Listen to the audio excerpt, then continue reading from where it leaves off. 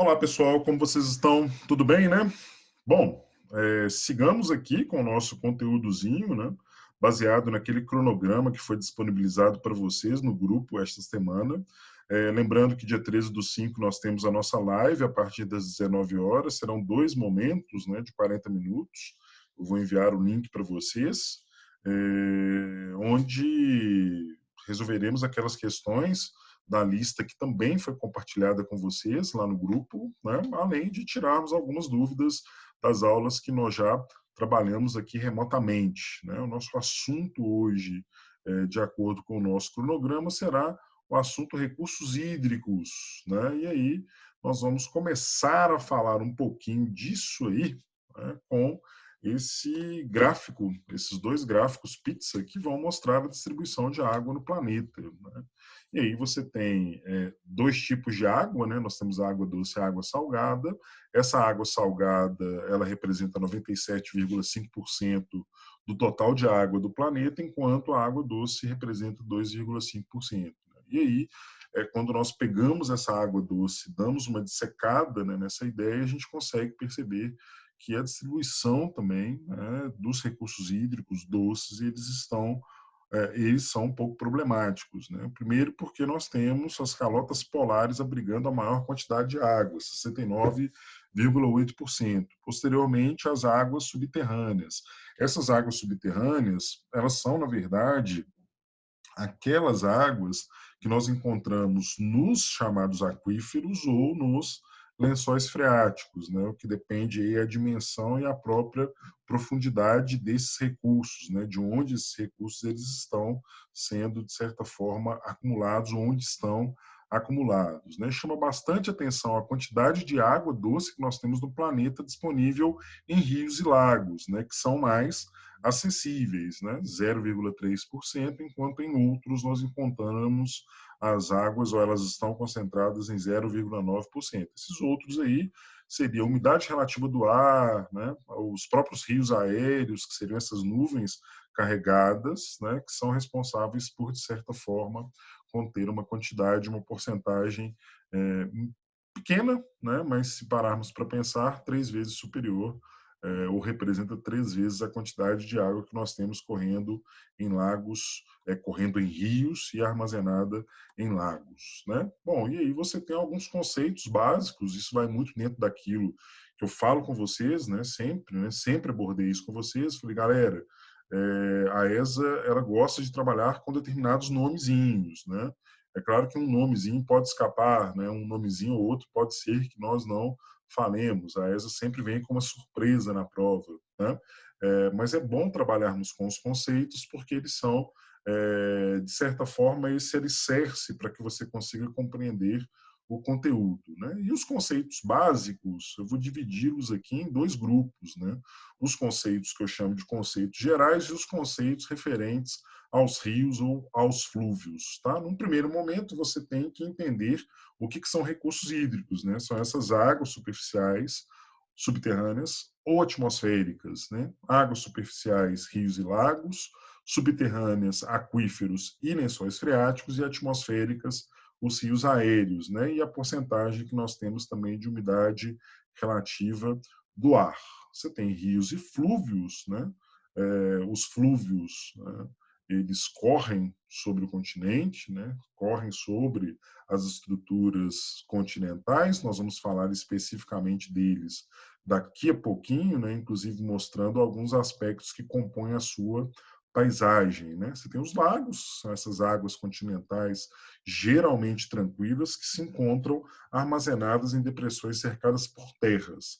Os aquíferos, reservatórios subterrâneos de água, muito profundos, tá? Essa seria a diferença entre o aquífero e o lençol freático. O lençol freático ele tem uma profundidade menor, ele está mais acessível, ele está mais próximo da superfície da Terra, enquanto o aquífero ele está em profundidades, incrustado numa rocha, em profundidades mais significativas. No Brasil, nós temos dois aquíferos que são muito importantes. O aquífero Guarani, né, ele perpassa diversos estados brasileiros e também estados-nações latino-americanos, né, ele está concentrado na bacia Platina, e temos o aquífero Alter do Chão, que está no norte do país, que apresenta a maior quantidade de água, tem um maior volume de água no que diz respeito aos chamados reservatórios subterrâneos, né? Existem, inclusive, pessoas que estudam essas águas superficiais e subterrâneas que afirmam que o aquífero alto-chão é capaz de sustentar o planeta inteiro de água durante aproximadamente 100 anos. Então, quer dizer, você tem ali uma capacidade, né, de armazenamento de água bastante significativa, né? Mas você tem uma reposição também, uma recarga, se assim posso dizer, porque ali é uma região onde os índices pluviométricos, ou seja, as chuvas, elas são bastante abundantes. A bacia hidrográfica é um conjunto formado pelo rio principal, seus afluentes, subafluentes e demais estruturas, né? Nós vamos ver aqui, inclusive, as principais bacias hidrográficas do Brasil, né? A ESA gosta muito de questionar a vocês quais são as bacias hidrográficas brasileiras, quais são as maiores, né? E normalmente ela não gosta de perguntar qual que é a maior, não. Ela gosta de perguntar qual que é a segunda maior, e aí ela vai levar em consideração o volume de água ou mesmo a extensão desses rios. E aí que aparecem algumas pegadinhas bastante interessantes. E nós temos os rios aéreos, que são as águas concentradas nas nuvens carregadas, ou seja, nas cúmulos nimbus, né, que são nuvens que carregam uma quantidade significativa de umidade, e nas massas de ar úmidas em deslocamento na atmosfera, né? Normalmente você tem esse deslocamento, primeiramente, nós vamos denominar o deslocamento da massa de ar, ele vai gerar as frentes, né? E essas frentes, elas podem ser úmidas ou frias. Nos últimos dias aí nós temos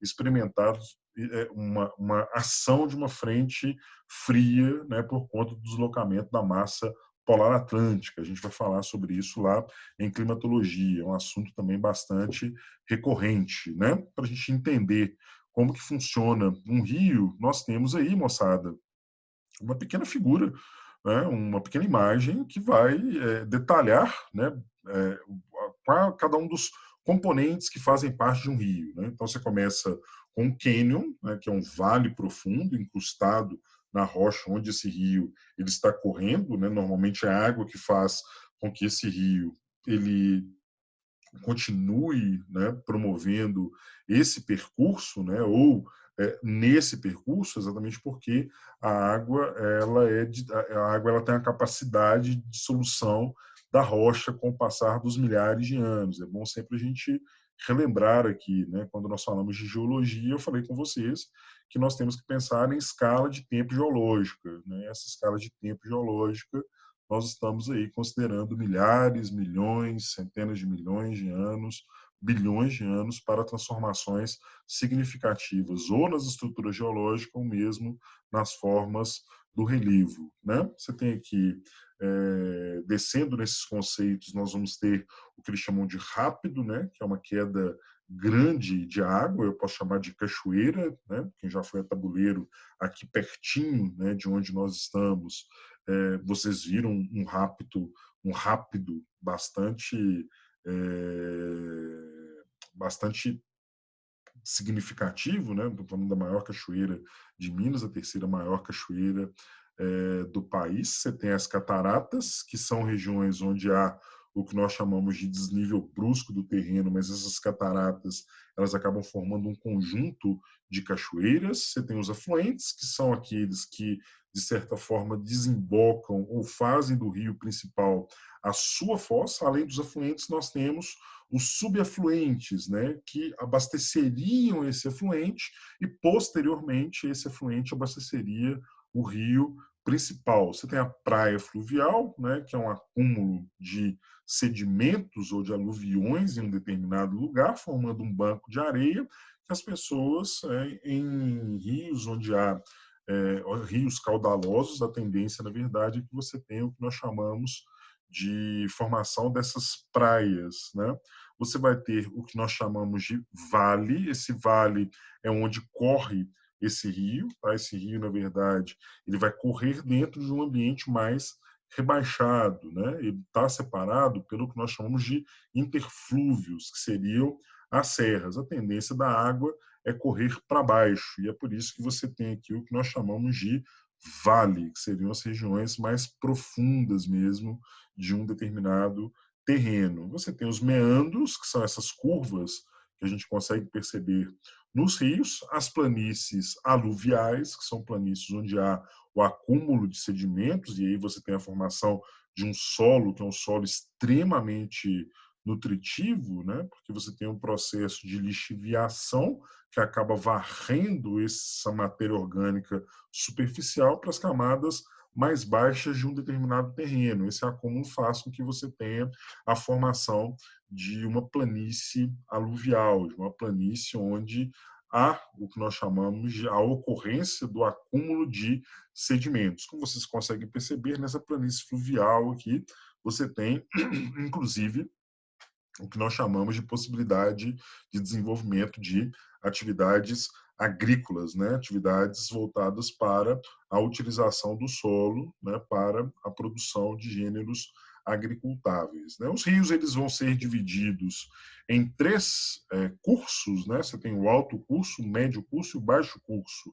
Aí no desenho está falando com vocês que nós temos o curso superior, que é o mais alto, o curso médio, que é a metade desse riozinho, e nós temos um curso que é o curso inferior, que são as regiões mais próximas da chamada foz, que é onde esse rio ele vai desaguar, né? Os rios eles podem ser intermitentes ou perenes, né? O rio intermitente é aquele que vai secar durante um determinado período do ano, tá? Normalmente isso acontece por conta da ausência de chuvas que é característica do clima tropical, né?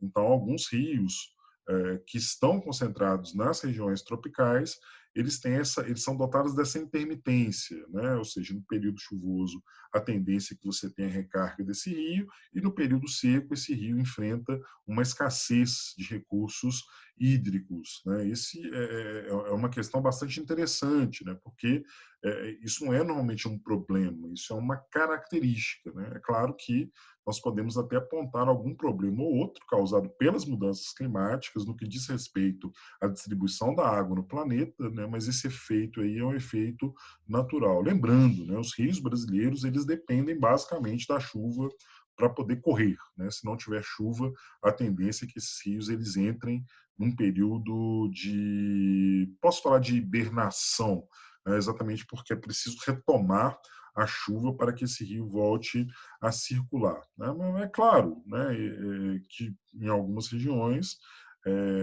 esses rios eles secam porque você tem intervenções humanas, né, nessas estruturas, né? Essas intervenções humanas, né, como represamento, por exemplo, de um determinado rio para o desenvolvimento de piscicultura, pode gerar problemas no curso médio e no curso baixo, enfraquecendo esse rio, inclusive fazendo com que você tenha possibilidade de penetração do mar em algumas áreas, né? Exatamente porque esse rio perde a sua força de empurrar o mar e impedir, na verdade, que você tenha o que nós chamamos de penetração dessa água no continente, né? E perda de faixa continental. Né? Bom, e aí, quando nós pensamos nesses rios, né, nós temos alguns conceitozinhos básicos aqui de rios que vale a pena a gente explorar, né? Primeiramente, pensarmos que esses rios eles podem ser encontrados em planaltos, planícies e depressões, né?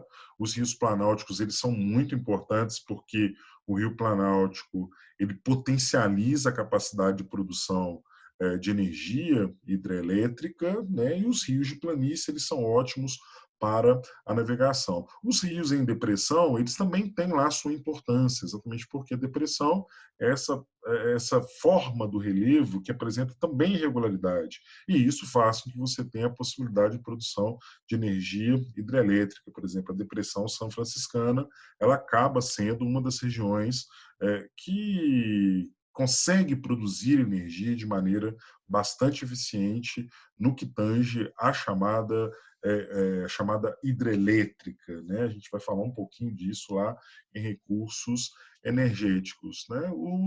As fozes desses rios podem ser exorreica ou endorreica, né? E aí você tem dois tipos de foz também, né? Foz em estuário e a foz em delta. A foz em estuário é aquela em que você tem apenas um desaguadouro, né, esse rio ele deságua diretamente no mar. E você tem o que nós chamamos de foz em delta, né, que é uma foz aluvional. Essa foz aluvional, você tem ali a concentração de sedimentos. Quando eu falo aluvional, eu estou me referindo a uma estrutura onde há o acúmulo de sedimentos, né?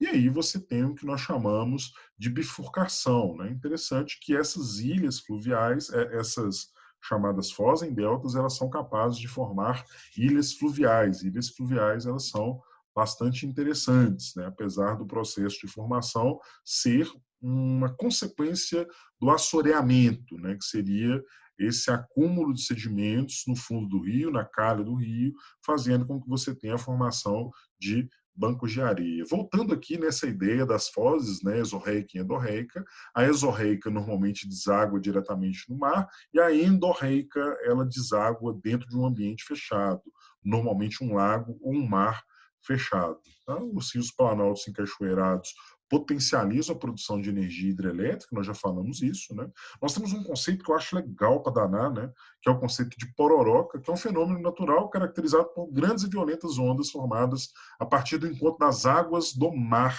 com as águas do rio, tá?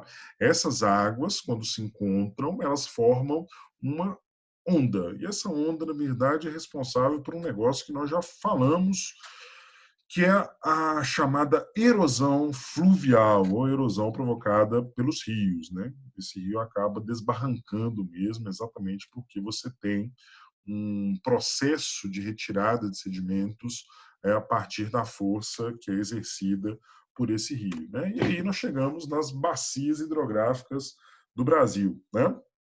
E essas bacias hidrográficas do Brasil, né, nós temos aí 5 principais e vamos ter, na verdade, o que nós chamamos de bacias secundárias, né? Alguns, na verdade, vão classificar essas bacias hidrográficas como regiões hidrográficas, né? As bacias hidrográficas seriam essas 5, né? Amazônica, Tocantins, São Francisco, Paraná e Uruguai, e nós temos, na verdade, as bacias secundárias que eu posso considerar como sendo regiões hidrográficas, né? Que tem um território um pouco mais limitado, né, do que as bacias hidrográficas. Como vocês conseguem perceber, essas bacias hidrográficas elas são bastante amplas, né? Vamos trabalhar aqui com duas que são muito importantes, que é a bacia do Amazonas e a bacia do Rio Tocantins-Araguaia. Aqui está a bacia do Amazonas com seus afluentes e subafluentes, né, nomeados, isso é interessantíssimo, a maior bacia hidrográfica do mundo em volume de água. Então, aqui você tem uma concentração significativa de recursos hídricos, né?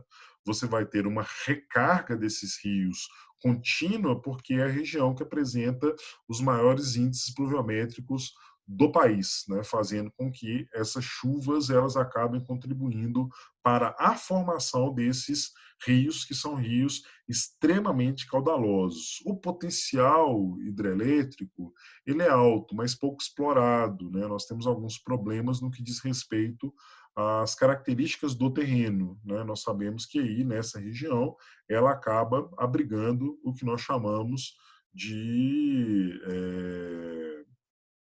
bacia sedimentar do Amazonas, né? Aqui nós temos a planície amazônica, então faz com que você tenha mesmo uma concentração significativa de água. A segunda bacia hidrográfica em volume de água mais importante é a Tocantins Araguaia. Ela está aqui, ó. Como vocês conseguem perceber, a Tocantins Araguaia ela vai nascer no centro do Brasil. É uma região interessante, porque ali nós temos uma faixa de transição, né? A gente está saindo da Amazônia, de certa forma, entrando no Cerrado. Isso faz com que você tenha uma variação no índice pluviométrico, mas mesmo assim há uma recarga bastante significativa. Nós temos a bacia, que é a bacia São Francisco, ou São Franciscana, que é a bacia do Rio São Francisco. Nasce aqui, né, no estado de Minas Gerais, e corre até o Nordeste. Né? O Rio São Francisco ele passou nos últimos anos por um processo que nós vamos denominar de transposição, né, das águas do rio. foram construídos 2 canais para transportar água para a região meio norte do Nordeste, que é uma região que apresenta o que nós chamamos de rios intermitentes, né? Ou seja, eles secam durante um determinado período, gerando um desabastecimento hídrico para a região e problemas, né, que acabam aparecendo como consequência dessa dificuldade do acesso a um recurso hídrico, ao acesso à água, né? Nós temos essa bacia abrigando o maior rio do Brasil, né, em extensão. Tomar muito cuidado com isso, né, e com essas brincadeiras aí, né? O Rio Amazonas é o maior em volume de água do mundo, enquanto nós temos o Rio São Francisco como sendo o maior do Brasil em extensão, tá? Quando eu falo de volume de água, em primeiro lugar está a bacia do Amazonas, segundo a bacia Tocantins-Araguaia, sendo seguida pela São Francisco, e aí depois nós temos a bacia que é a bacia Platina, né? A bacia Platina ela vai incorporar 3 bacias, né? Nós temos a bacia que eu conheço como sendo bacia do Paraguai, bacia do Paraná e a bacia do Uruguai, né? Como vocês conseguem perceber, na região sudeste, mais ao litoral, você tem outros rios aí que também acabam complementando, né, essa bacia do que eu chamo, essa região hidrográfica que eu vou denominar de do sul e do sudeste, né? E essas bacias do leste, né, elas também são extremamente importantes porque acabam abrigando cidades que têm uma concentração populacional bastante significativa, né? Queria mostrar 2 mapinhas aqui para vocês, né? Vou até me tirar aqui dessa meiuca, vocês conseguem ver aí que nós temos 2 mapinhas que vão mostrar a localização das bacias hidrográficas brasileiras, né? Por que eu decidi pegar esse mapinha do IBGE aí, né? Porque aqui nesse mapinha você vai ter, na verdade, um mapa físico que mostra, na verdade, a altitude de um terreno. Aqui nós temos, na região central, né, as terras mais altas do Brasil e aqui as terras mais baixas, né? E aqui você consegue fazer uma, de certa forma, sobreposição, né? As regiões mais baixas são aquelas que concentram a maior quantidade de rios, né? Rios com inclusive estruturas bastante significativas, que eu posso chamar de rios caudalosos, né? Ou rios, na verdade, que apresentam um volume de água bastante significativo, né? Então, vale a pena prestarem bastante atenção nessas coincidências, né? Em se tratando dos recursos hídricos e em se tratando do que nós chamamos de geologia do terreno brasileiro. Você vê que é um exercício que nós temos feito, né, em praticamente todas as aulas, nesses dados, esses mapas, né, essas representações cartográficas comparativas. Fizemos isso lá em geologia e geomorfologia e estamos fazendo aqui. Quando chegarmos em domínios morfoclimáticos, vocês perceberão que há possibilidade, inclusive, dessa sobreposição mostrar para vocês que há um alinhamento mesmo das características naturais ao que nós chamamos de formação dos biomas, formação dos domínios morfoclimáticos pensados lá pelo camaradíssimo Cisnassib Absaber, grande Absaber. Bom, e aí nós finalizamos essa nossa aulinha. Lembrando, na verdade, que amanhã, a partir das 19 horas, temos uma live, né, que nós vamos resolver aquela nossa listinha e tirar outras dúvidas, ok? Fico no aguardo de vocês, continuem estudando, se cuidem, pandemia é coisa seríssima. Beleza, moçada? Bom, queria deixar aqui meu abraço para vocês. Até